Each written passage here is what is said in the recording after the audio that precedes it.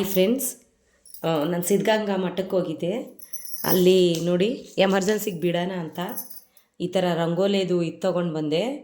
ಜಲ್ಡೆ ನೋಡಿ, ಗಣಪತಿದು ಆಲ್ರೆಡಿ ನಾನು ಬಿಟ್ಟಿದ್ದೀನಿ.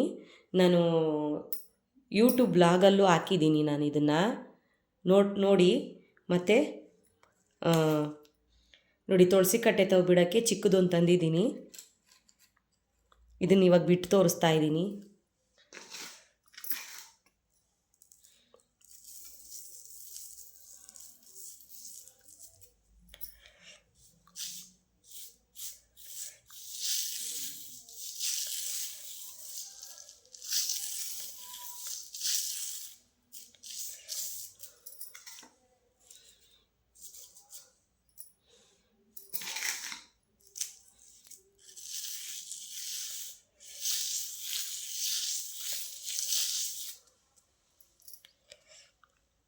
ನೋಡಿ ಫ್ರೆಂಡ್ಸ್, ಈ ಥರ ಬಂದಿದೆ.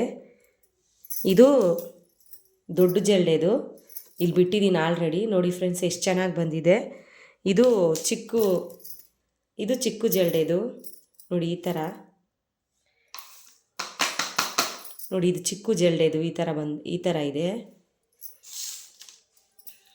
ನೋಡಿ.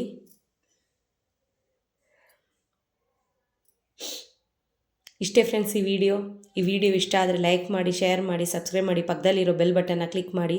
ನನಗೂ ಸಪೋರ್ಟ್ ಮಾಡಿ ಫ್ರೆಂಡ್ಸ್.